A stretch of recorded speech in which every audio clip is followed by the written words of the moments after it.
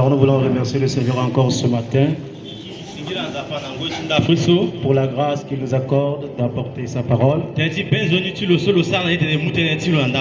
Ce matin, ça ne devrait pas être moi qui devrait prendre la parole. C'est notre papa, l'apôtre Michel. Vu qu'il était occupé, il m'a chargé de parole. C'est pourquoi nous allons partager la parole de Dieu ce matin. Alors tout ce que Dieu fait est bon. Alors je souhaite mes vœux, le meilleur comme ce matin. Alors je salue mes bien-aimés qui sont là. Ça fait au moins 5 ans, il n'est pas au milieu de nous, mais ce matin je l'ai vu parmi nous. Alors le frère Gislain, que le Seigneur te bénisse. J'ai beaucoup prié pour ça. Alors je suis très content ce matin. Et avant de donner la parole, moi aussi j'ai un témoignage à donner. Le dimanche passé, j'étais en train d'exhorter le peuple de Dieu par rapport au vol des motos. J'ai exhorté le peuple. Je leur ai dit qu'avant de monter sur une moto, il faut d'abord prier. Parce que c'est comme si les gens qui sont victimes de vol, ils partent à Zongo pour aller échanger les voleurs avec une moto neuve. Alors moi je croyais que c'est seulement à Zongo. Mais moi-même j'ai été victime de vol de moto le dimanche. C'est le même dimanche. Vers 18h, 18h30. Alors que je partais à la boulangerie pour chercher du pain, alors un voleur a emporté ma moto. Alors du coup, j'étais avec un frère. Alors j'ai dit que ma moto a été emportée. Et le frère dit, mais pourquoi les gens ont volé la moto du pasteur? Et le frère a fait savoir à tous ceux qui étaient là que c'est la moto du pasteur.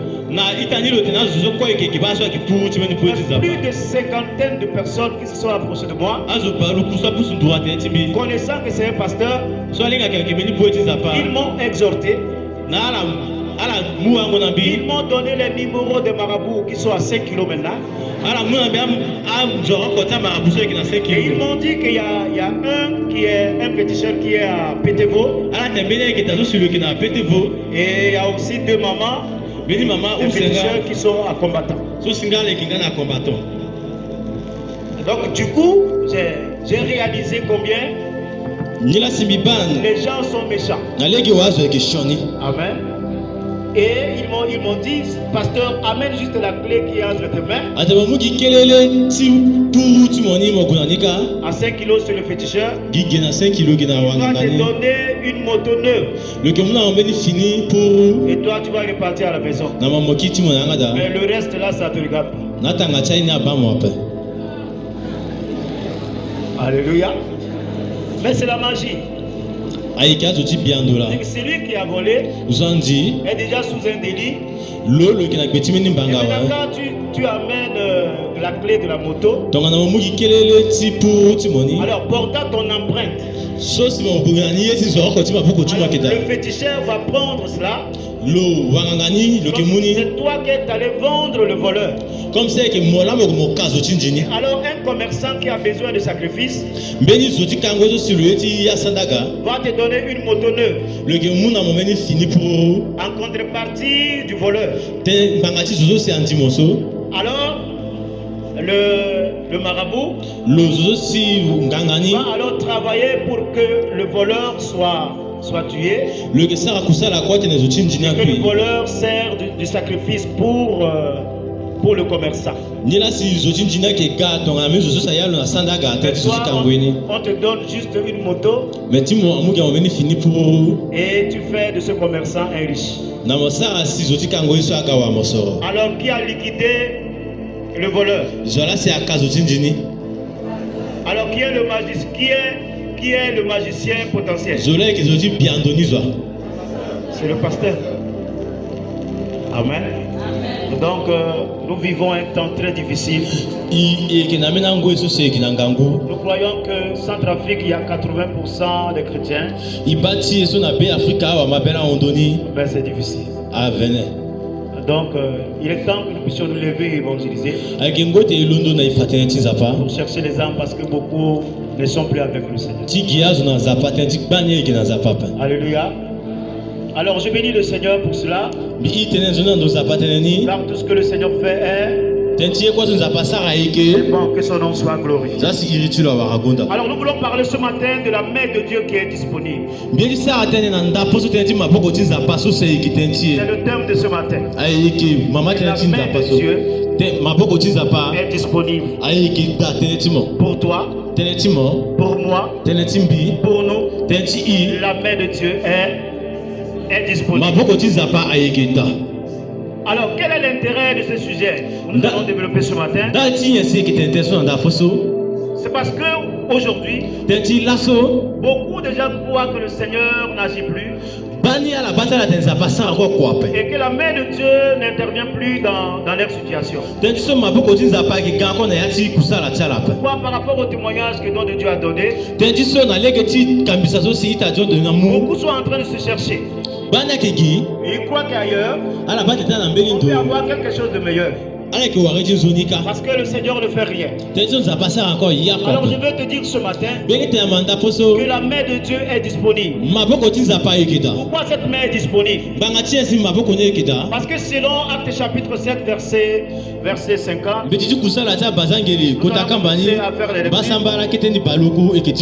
nous dit que n'est-ce pas la main de Dieu qui a fait toutes ces choses? N'est-ce pas la main de Dieu qui a fait toutes ces choses? C'est la main de Dieu qui a créé toutes choses. Amen. J'ai dit Actes chapitre 7 verset 50. C'est la main de Dieu qui a créé toutes choses. Alors si nous le disons comme ça, beaucoup vont dire que selon Genèse chapitre 1, chapitre 2, Dieu a parlé et les choses se sont mises en œuvre. Amen. Mais comment la main de Dieu peut créer toutes choses? Alors si nous revenons dans Jean chapitre 1 verset 1, c'est là où nous comprenons que au commencement était la parole et la parole était avec Dieu et la parole était Dieu lui-même. Et cette parole qui était Dieu lui-même, c'est cette parole qui a créé toutes choses. Alors rien de ce qui existe n'a existé sans elle. Alors Dieu a parlé, Dieu a parlé et sa main était en action. Et cette main qui était en action, c'est Jésus-Christ. Est-ce qu'on peut dire amen? Est-ce qu'on se comprend? Cette main qui était en action, il est écrit qu'au commencement était la parole. La parole était avec Dieu et la parole était Dieu lui-même. Et cette parole, c'est cette parole qui a créé toutes choses. Et rien de ce qui a été créé n'a été créé sans elle. Et dans cette parole était la vie. Et la vie, c'est notre lumière aujourd'hui. Et cette parole qui était dans le jardin qui a créé toutes choses, c'est Jésus-Christ qui a créé toutes choses. Amen. Dites quand même amen. Alléluia. Alors la Bible nous dit cela pour nous rassurer que la main de Dieu a été permanente dans le jardin. Et cette main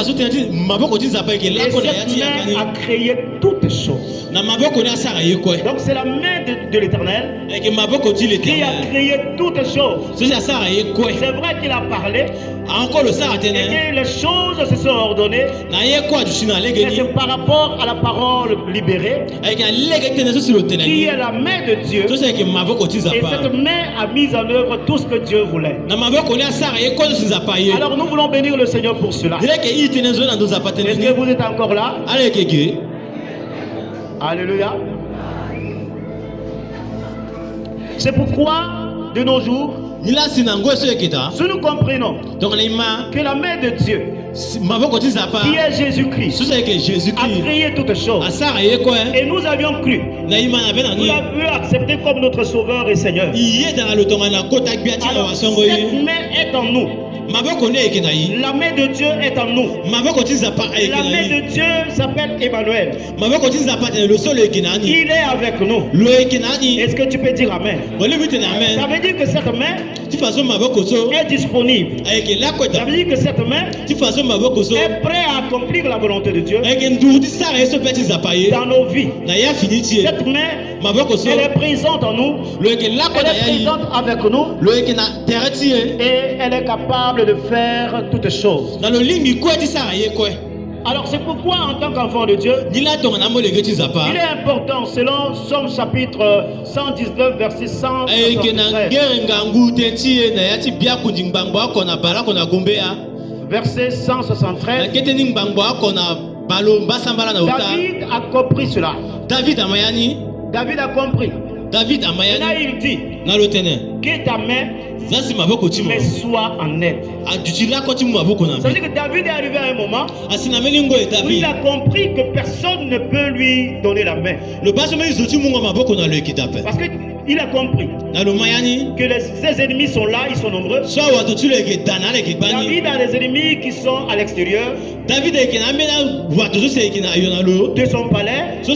Et il a des ennemis qui sont à l'intérieur de son palais. Il a aussi les ennemis qui sont plus proches de lui sur sa table.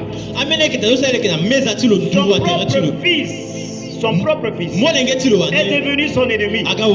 Alors David a compris toutes ces choses. Et il demande donc à Dieu, comme je garde ta parole, je garde tes commandements, je marche selon ta volonté, Seigneur, que ta main me soit en aide. Alléluia. Parce que si vous lisez Somme 119, c'est le plus grand secret du roi David. Alléluia. Donc le secret de David, c'était qu'il gardait les commandements de Dieu. Il gardait les préceptes du Seigneur, ses ordonnances. Il s'efforçait à faire sa volonté. Alors, comme il faisait toutes ces choses, il demande maintenant à Dieu. C'est vrai. On a trouvé beaucoup de faiblesses dans sa vie, mais c'est un homme qui avait beaucoup d'amour pour Dieu et beaucoup de respect pour le Seigneur. Alors il demande donc à Dieu, puisque je garde tes commandements, puisque je marche selon ta volonté, que ta main me soit en aide. Est-ce que tu peux le dire ce matin? Si tu reconnais que tu marches selon la volonté de Dieu, si tu reconnais que tu marches selon ses ordonnances, que tu as la crainte de l'Éternel, qui est le commencement de la sagesse, tu peux donc demander à Dieu, Seigneur, que ta main me soit en aide. Seigneur, viens m'aider. J'ai besoin de ta main dans mes affaires. J'ai besoin de ta main dans mon entreprise. J'ai besoin de ta main dans mon lieu de service. J'ai besoin de ta main, que ta main me soit en aide. Oui, c'est vrai que je suis faible, mais je me force à faire ta volonté. Alors, que ta main me vienne en aide. Amen. Alors, Hébreux chapitre 1, verset 3 va encore mettre de l'emphase sur le fait que la main de Dieu, c'est Jésus-Christ. Alors, Hébreux chapitre 1, verset 1 à 3. Alors, ce qui retient mon attention ici, c'est là où il est écrit que Jésus-Christ est l'empreinte de la personne de Dieu. Jésus est l'empreinte. Et l'empreinte de la personne de Dieu. Ça veut dire que Jésus est la main de Dieu. Alors si sa main te touche, c'est la main de Dieu qui te touche. Et si sa main te touche, cette main va poser quelque chose de bon dans ta vie. Si cette main te touche, cette main est capable d'opérer un miracle. Si cette main te touche, cette main est capable d'opérer un prodige. Si cette main te touche, cette main est capable de faire des choses qui dépassent l'entendement de l'homme. C'est pourquoi Ésaïe chapitre 53, verset 1 à 2. Ésaïe 53, 1 à 2. Nous certifier que Jésus est la main de Dieu. Alors il est écrit qui a cru à ce qui nous est annoncé. Qui a cru à la main de Dieu qui s'est levé comme une faible rejeton.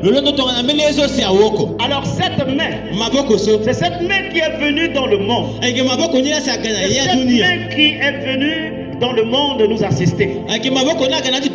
Est-ce que tu peux dire Amen? Amen. Aïe, aïe, aïe, aïe, aïe. Avenue, est-ce que tu peux dire Amen? Amen.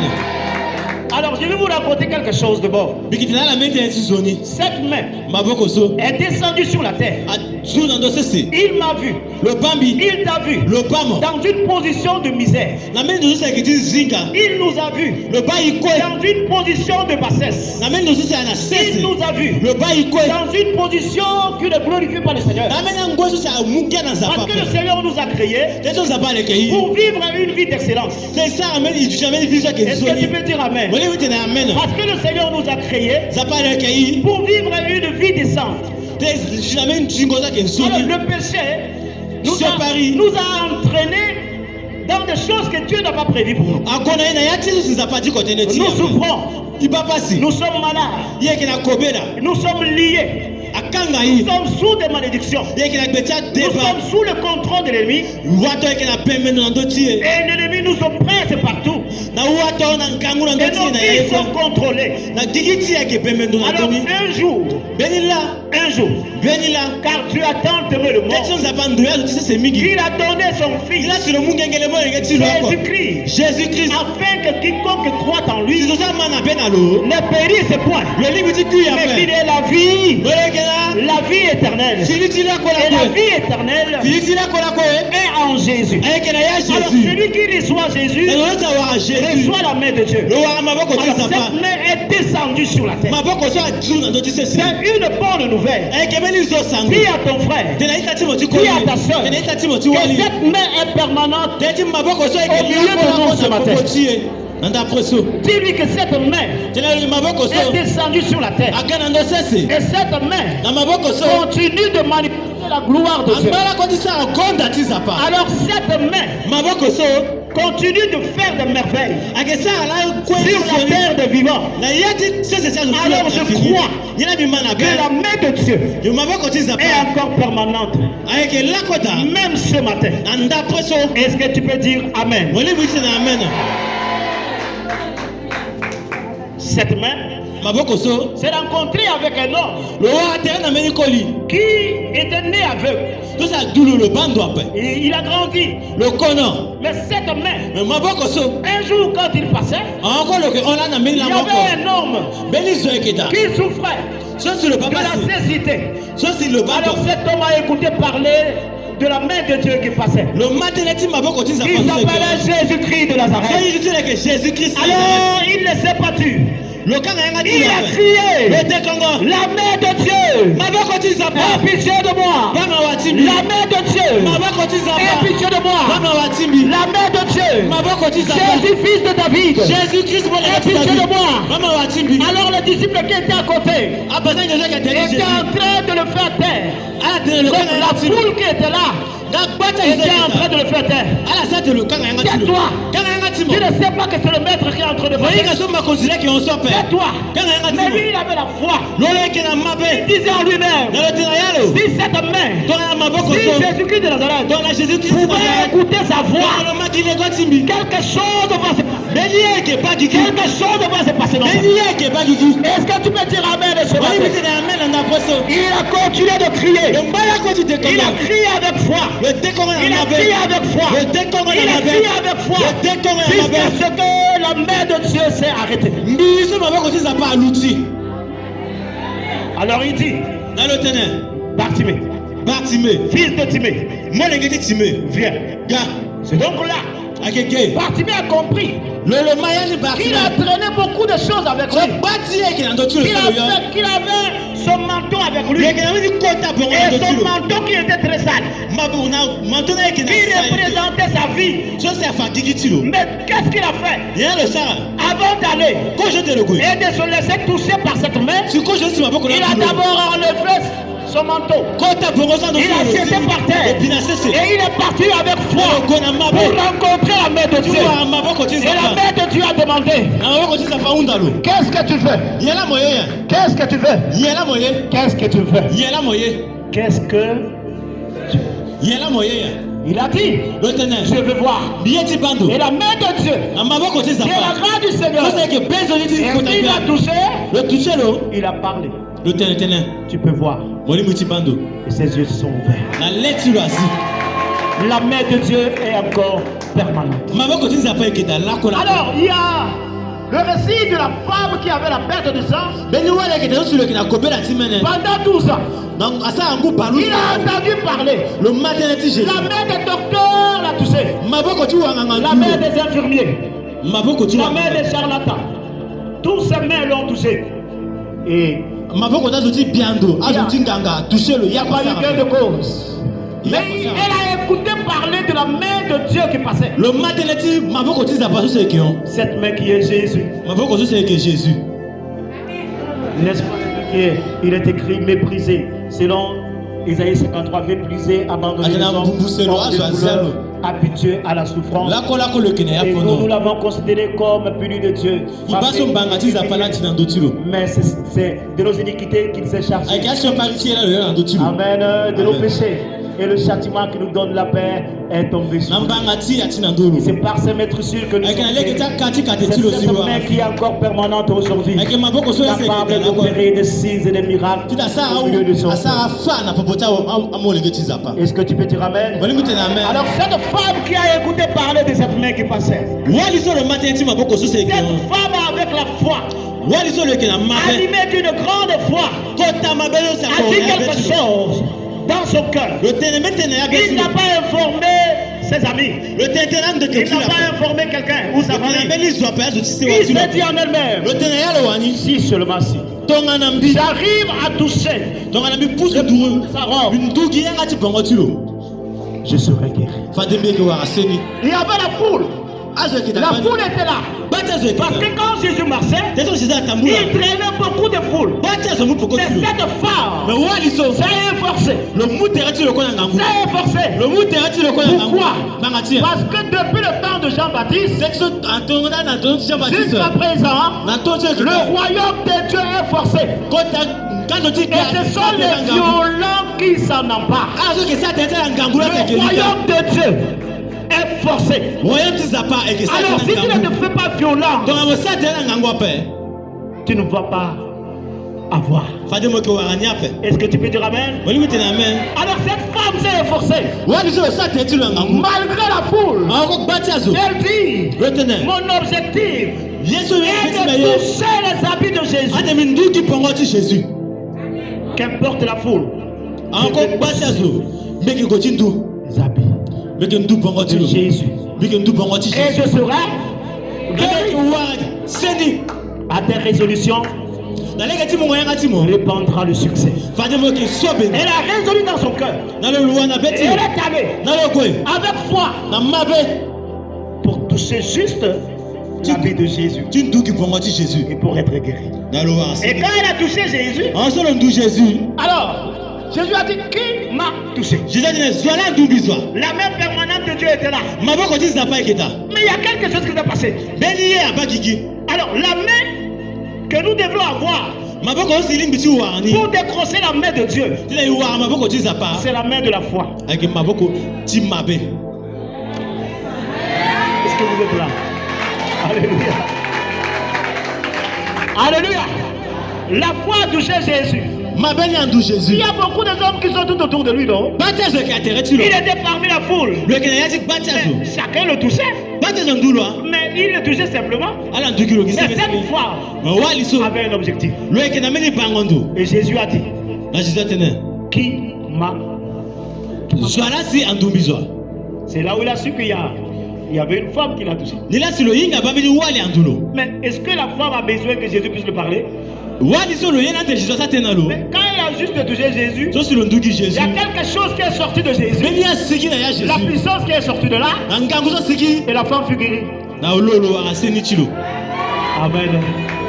La main permanente de Dieu. La main de Dieu. Des fois nous sommes incrédules. Et nous refusons de croire. Que la main de Dieu est avec nous. Alléluia. C'est pourquoi 1 Pierre chapitre 5 verset 6 nous dit, soumettez-vous sous la puissante main de Dieu, afin qu'il vous élève au temps convenable. Soumettez-vous à Jésus. C'est la main puissante de Dieu.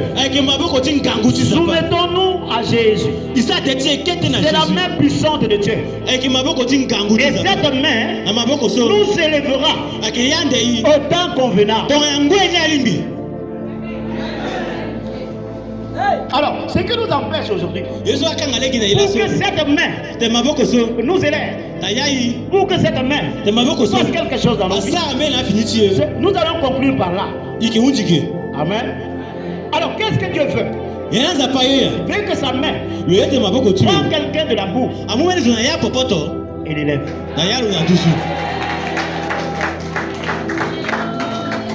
Du filieux, il relève. De la boue, il relève. De la bassesse, il relève. C'est ce que le Seigneur veut faire. C'est ce que sa main veut faire, veut accomplir dans nos vies. Il a besoin de nous, il veut faire quelque chose dans nos vies. Car il veut prendre ce qui est vil. Il veut prendre ce qui est fort. Ça, c'était mon verset préféré. Il prend de la boue. Il prend de la boue, il élève. Il fait asseoir à la table des grands. Il prend de la boue. Il valorise. Il prend de la boue. Pourquoi?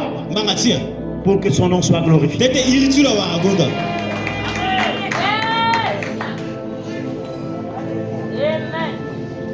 Et je bénis le Seigneur pour cela. Grâce au Saint-Esprit et à son assistance, le Seigneur nous aide.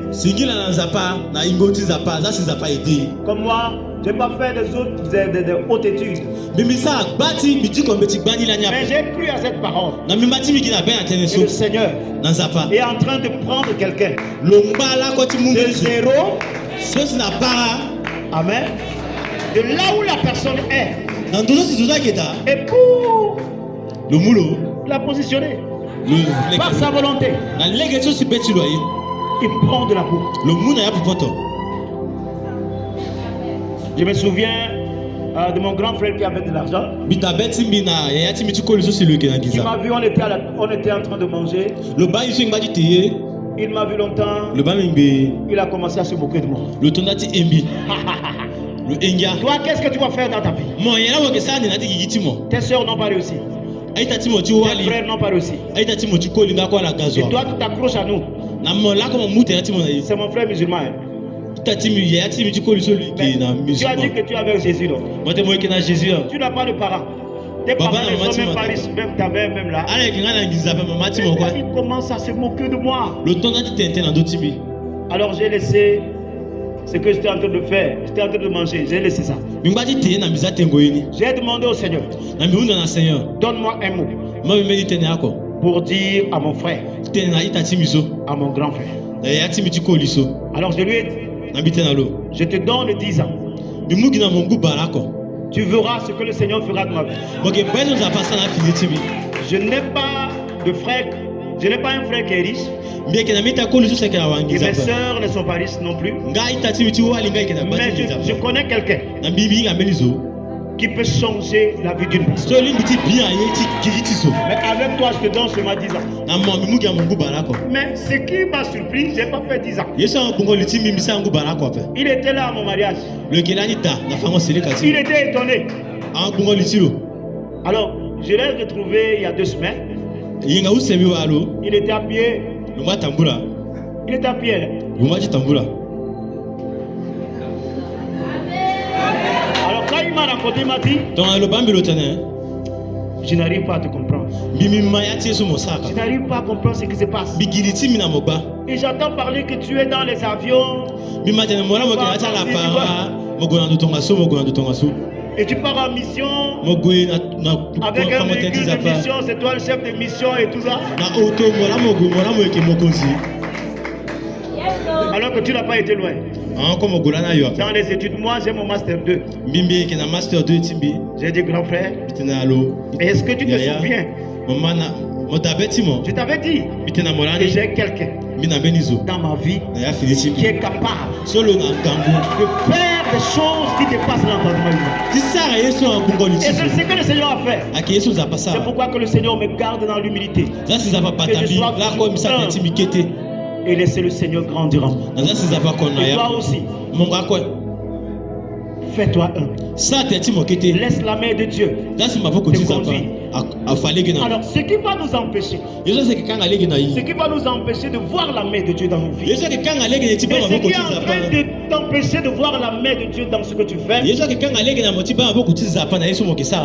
Ésaïe 59:1 va nous dire, va nous révéler pour en finir. Va dire que sa main n'est pas courte, ni son oreille n'est pas dure. La main de l'Éternel n'est pas courte pour nous sauver. La main de l'Éternel n'est pas courte pour agir. La main de l'Éternel n'est pas courte pour te visiter. La main de l'Éternel n'est pas courte pour changer ta situation. Si la main de l'Éternel n'est pas courte, mais il y a d'autres personnes qui croient que la main de l'Éternel est courte. Et que cette main ne peut rien faire. Et ils vont chercher les fétiches. Ils vont ailleurs. Alors que non, la main de l'Éternel n'est pas courte pour nous sauver. Cette main est capable de nous apporter le salut. Le salut, la délivrance. Cette main est capable de nous amener plus haut. Cette main est capable de manifester la gloire de Dieu dans nos vies. Alors voyez-vous, quelqu'un comme Pierre, qui était juste un pécheur. Maintenant, les sacrificateurs de tout savaient que c'était un homme sans instruction. Amen. Mais quand Pierre s'est mis à parler, ils étaient étonnés. Il dit, mais tout leur vient de sagesse. C'est les hommes du peuple sans instruction. Ils étaient étonnés. Mais pourquoi? C'est le Seigneur qui a pris celui qui est illettré, mais il lui a donné son esprit, qu'il a façonné. Et le Seigneur l'a amené dans son école de formation pendant 3 ans et demi. Il a seulement fréquenté 3 ans et demi avec le Seigneur. Et après, le Seigneur lui a envoyé son esprit. Et l'esprit du Seigneur sur lui, il a donné de faire des merveilles. C'est juste ça. Aujourd'hui, il y a d'autres personnes qui font la monographie avec le livre de Pierre. qui soutiennent avec le livre de Pierre. Ils font de hautes études avec le livre de Pierre. Maintenant, qu'est-ce qu'ils sont en train d'apprendre? Ils apprennent les écrits de celui qui a été illettré pour avoir doctorat. Est-ce que vous voyez ça? C'est ce que le Seigneur est capable de faire. Et encore nous avions le Saint-Esprit qui est capable de nous donner toute capacité. Sa main n'est pas courte. Sa main peut agir dans tes études. Sa main peut agir dans tes affaires. Sa main peut agir dans ta famille. Sa main est capable de changer la vie de tes enfants. Sa main est capable. Alors ce qu'il faut faire, c'est de donner cette main à ton enfant. C'est de lui communiquer la main de Dieu qui est Jésus. C'est de communiquer la main de Dieu qui est Jésus à ton mari ou à ta femme. C'est de leur prêcher la bonne nouvelle. Leur dire que Jésus est bon. Jésus est capable. Dans nos familles, il y a plein de païens. Apporte la main de Dieu qui est Jésus. Car sa main n'est pas courte pour nous. Mais qu'est-ce qui empêche la main de Dieu de se manifester? Ce sont vos péchés. Ce sont nos péchés. Qui fait quoi? Qui empêche cette main de se manifester. C'est le péché qui empêche la main de Jésus de se manifester. Nous avions de la haine. Nous avions de rancœur. Amen. Manque d'amour. Nous n'arrivons pas à pardonner. Nous n'arrivons pas. Nous laissons la chair prendre le dessus sur nous. Je vous assure, mes bien-aimés, la vie chrétienne ne se vit pas en un jour. Mais la vie chrétienne se vit chaque minute, chaque seconde, chaque Alors, ne me dis pas que tu as fait, par exemple, 50 ans dans la foi, alors que tes œuvres ne manifestent pas les œuvres de la foi. Tu vas passer à côté de la grâce de Dieu. Quelqu'un qui a fait 50 ans de la foi, il a écouté la parole de Dieu. Il devrait avoir une vie transformée. Il devait être un artisan de paix. Il devrait être la grande sœur ou bien le grand frère qui va communiquer la grâce du Seigneur à ses petits frères.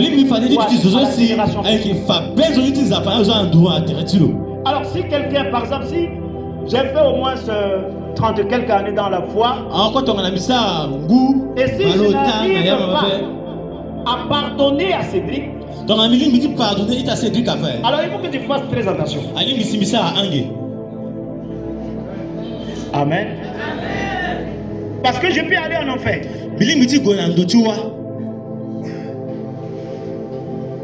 Si j'ai fait 35 ans dans la foi, 10 ans dans la foi, et si je n'arrive pas à aimer quelqu'un, ça veut dire que je n'ai pas Jésus. Avec le Seigneur, ce n'est pas l'ancienneté. Car il a dit mieux vaut la fin que le commencement.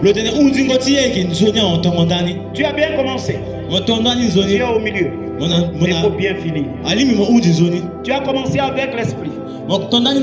Il faut terminer avec l'esprit. Ce qui cache la face de Dieu, ce qui empêche la main de Dieu de me toucher ou bien de te toucher, c'est le péché. La question Paris. Non, c'est juste ça. La main de Dieu est permanente. Mais tu es dans l'impudicité. Mais cette main ne peut rien faire. La grâce est là. Cette main est permanente. Cette main veut agir dans ta vie. Cette main est capable. Il veut faire quelque chose. Et pour cette année 2026, cette main veut faire quelque chose. Est-ce que vous vous souvenez que c'est le même message que j'ai prêché au jour du réveillon?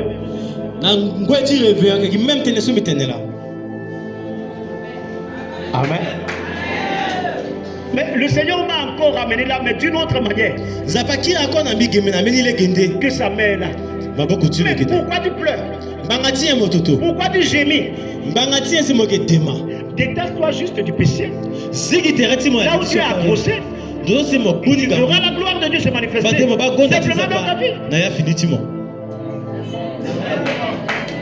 Alors il y a d'autres personnes, le Seigneur est en train de me dire, il y a d'autres personnes qui ont pleuré et qui ont demandé la grâce du Seigneur, la main du Seigneur.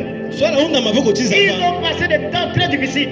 Et le Seigneur leur a fait grâce. Maintenant ils sont dans la grâce du Seigneur. Et ils sont retournés dans les anciens péchés. Ils sont là. Elles sont là. Vous avez demandé et le Seigneur vous a donné.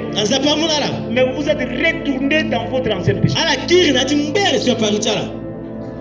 Alors si le Seigneur te fait grâce, il te donne quelque chose. Maintenant tu prends le bien de Dieu. Tu prends la grâce du Seigneur. Et maintenant tu ne fais qu'acheter beaucoup d'alcool. Tu deviens le bailleur. Tu donnes à boire aux gens n'importe comment. Ça veut dire que tu es en train de creuser ta propre tombe. Et demain, il ne faut pas pleurer. Parce que c'est le jour de la grâce. Le Seigneur a entré de grâce. Les entreprises marchent. Les affaires marchent. Alors c'est ton temps de faire des programmes, des projections pour l'avenir de ta famille, pour l'avenir de tes enfants. Et vous croyez que 5 000 francs n'a pas de valeur? 5 000 francs a de la valeur. Épargne 5 000 francs fois 365 jours. Tu verras combien d'argent tu auras. Ça peut te permettre à faire beaucoup de choses. Tu arrives à t'asseoir.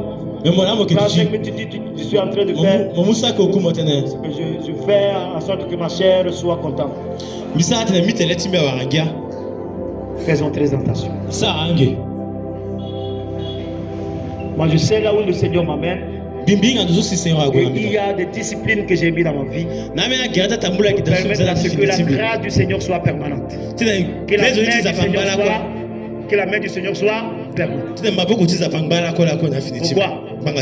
Ma famille ne vit que par la grâce de Dieu. Mes enfants ne vivent que par la grâce de Dieu. Moi-même, si tu me demandes comment tu vis, je ne peux pas t'expliquer. Mais je vis par la grâce de Dieu. Quand je me lève le matin, je n'ai pas d'argent, même pas un centime. Mais la journée est longue.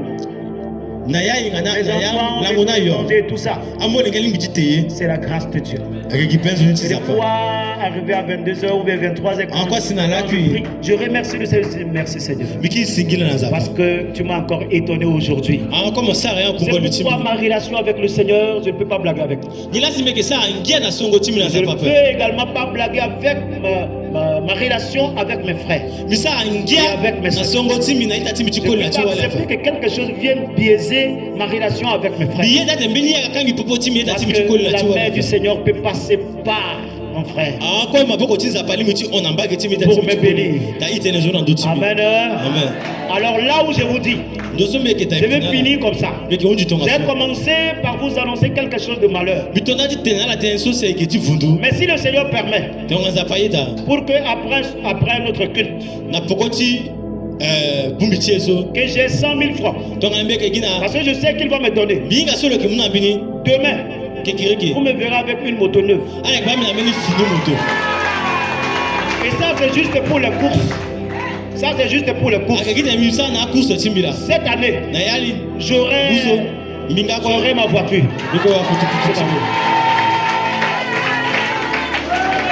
Parce qu'il me reste que deux choses dans la vie. Avoir ma maison et puis avoir une voiture. Ça va. Donc tout ce qui est dans la vie, là, j'ai déjà trouvé. Il me laisse seulement deux choses. J'ai ma femme, ma charmante femme, j'ai les enfants. J'ai le travail que le Seigneur m'a donné. Amen. Donc il me reste quoi? Véhicule, maison.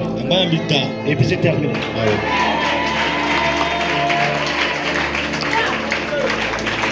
Alléluia. Parce qu'on a déjà tout mangé. Le capitaine, tout ça on a déjà mangé. Il nous reste encore quoi? On a déjà tout. Amen. Donc que le Seigneur nous aide. Donc le Seigneur a vu comment je souffrais. Des fois avec ma femme, on passe là, la moto là. Et le Seigneur a vu ça longtemps, il dit si je laisse le gars là encore, il va se contenter de ça. Alors il a envoyé un petit frère qui est venu récupérer la moto pour que je puisse avoir une moto neuve. Un frère m'a déjà donné 500 000. J'ai déjà 500 000. Cash.